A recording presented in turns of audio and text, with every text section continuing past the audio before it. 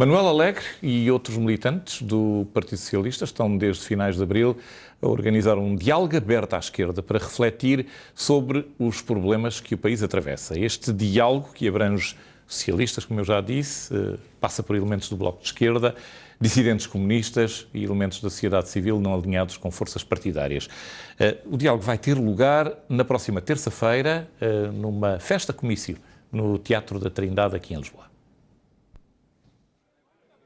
Cansado das constantes divergências entre os vários sectores da esquerda, Manuel Alegre abriu caminho para o que chama de diálogo aberto. No final do mês passado, iniciou contactos com o Bloco de Esquerda a celebrar os valores de abril com uma iniciativa que juntasse os vários partidos de uma esquerda muitas vezes dividida. A data foi marcada. A próxima terça-feira é dia de um comício inédito em Lisboa.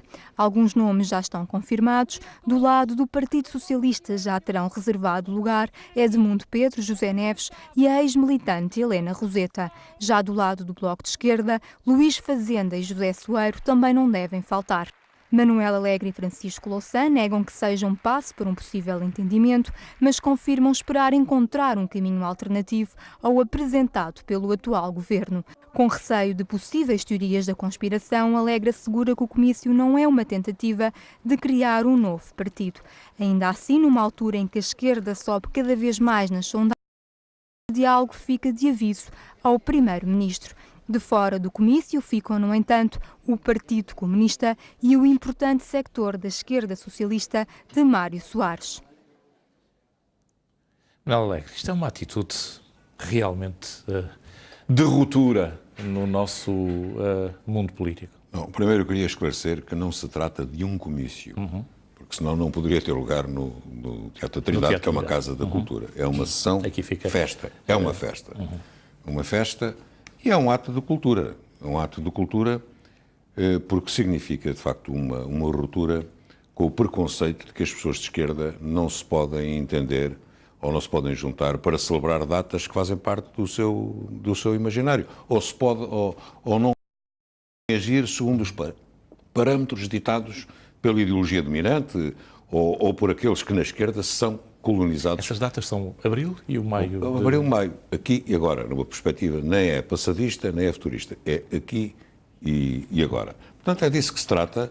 Há um concerto mais virado para a juventude, não com as canções do passado, mais virado para a juventude. E há 3 intervenções breves, uma das quais será a minha, que será a última. Agora, é um ato cultural que tem um significado político, que é o facto de se juntarem pessoas que têm divergências, que têm andado desencontradas, que continuam em muitos aspectos e muitos planos desencontradas, mas que querem iniciar um diálogo para procurar neste mundo conturbado, neste tempo conturbado, nesta Europa, com muitos problemas, outras soluções e uma outra respiração para a nossa vida democrática e para a nossa vida O eixo desta iniciativa, e eu li a convocatória que o senhor, convocatória talvez não seja o termo exato, mas panfleto, porque não?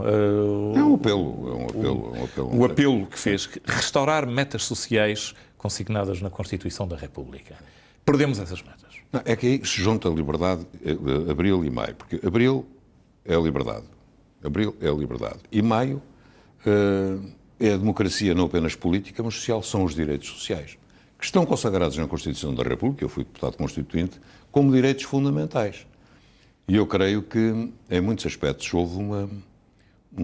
tem havido uma diminuição desses. E quando os direitos diminuem, a democracia fica mais pobre e a própria liberdade, quem está no desemprego, ou ameaçado de desemprego, quem não tem trabalho, quem está numa situação de precariedade não tem a mesma liberdade que qualquer um de nós ou daqueles que têm uma situação de... O senhor fala nestes 34 anos, novas e gritantes desigualdades, aumento de desemprego, deficiências na saúde, na educação. Sim. Insuficiências, talvez seja mais correto dizer deficiências, mas insuficiências. Não havendo, obviamente, isto nem sequer se põe, uma intencionalidade de vergar o país, de enfim, nos causar qualquer espécie de desconforto, a que é que o Manuel Alegre atribui este galopar de desigualdades que é aferível que sim ou que não é aferível estatisticamente em muitas áreas? Bom, eu ouvi há pouco o Primeiro-Ministro. É verdade que aquele relatório se refere a 2004 e provavelmente a anos anteriores, mas não há dados, não há indicadores que nos garantam que esses dados mudaram substancialmente. E a nossa realidade parece indicar que os dados atuais, embora não haja indicadores, não podemos provar isso, mas não serão muito diferentes daqueles que estão neste relatório. Mas há outro estudo, o estudo do professor Bruto da Costa, que foi entrevistado pelo Mário Crespo, que é uma pessoa de grande envergadura e de grande seriedade moral e intelectual, que nos vem dizer algo terrível, que a pobreza é estrutural, que há gente que trabalha e é pobre. Claro. E que isto quer dizer que o problema não é só social, e já não é um problema da economia, do nosso modelo económico. Não é normal que uma pessoa que trabalha esteja numa situação de pobreza, não é?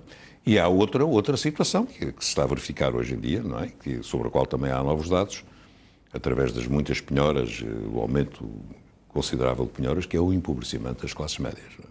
Empobrecimento das classes médias.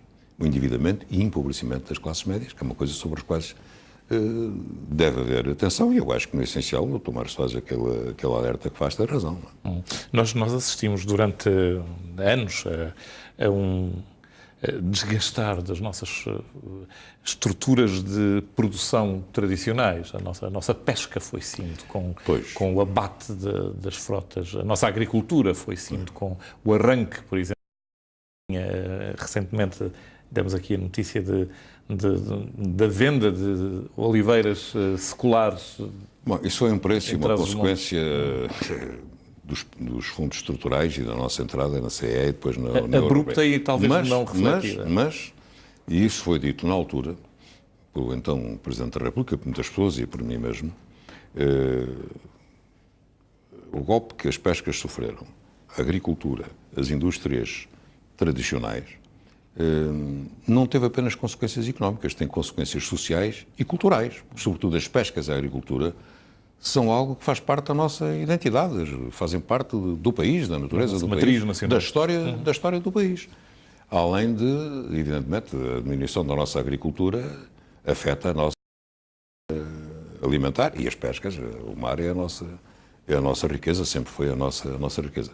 Portanto, isso na altura talvez não tenha sido devidamente ponderado e refletido, embora tenha havido alertas, e várias pessoas fizeram alertas para isso, desde o arquiteto Gonçalo Rebelo Teles, ou então o Presidente da República, eu acho que era mais Soares, o próprio, e muita gente chamou a atenção para as consequências sociais e culturais. Para a maneira como foi feita a integração, com a troca, vamos lá ver, de prazos de integração. Prazos de intervenção, porque há outras dinheiro. Claro, e porque essa política da PAP favorece outras agriculturas, mas dá-nos uma grande machadada. E nós somos um país quase insular, somos um país entalado entre a Espanha e como o senhor diz, nós chegamos agora a uma crise de falta de cereais sem ter uma reserva estratégica própria. Não temos uma reserva estratégica, que o Alentejo era o celeiro de Portugal, tínhamos uma agricultura, tínhamos as hortas, a pequena agricultura, se calhar com a transformar os jardins em hortas. O argumento, já a gente a fazer isso, há bocado li um artigo no jornal sobre isso.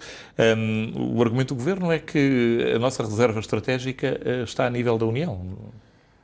Pois, mas, quer dizer, nada nisto é definitivo, não é? A nossa reserva depende já de outros. Nós estamos na União, temos uma soberania partilhada, que implica também uma diminuição da nossa soberania. Há uma diminuição e um aumento, participamos numa soberania comum, mas a nossa reserva depende das reservas da União Europeia. De qualquer maneira, nós já tivemos outra autonomia, não é? Tivemos outra autonomia e é isso que me leva a dizer que houve grandes modificações no país, e disse isso durante a campanha presidencial, que não tinha havido uma reflexão sobre as grandes mudanças que ocorreram em Portugal, nomeadamente com a entrada de Portugal na União Europeia, para uma redefinição da posição estratégica de Portugal perante si próprio e o mundo.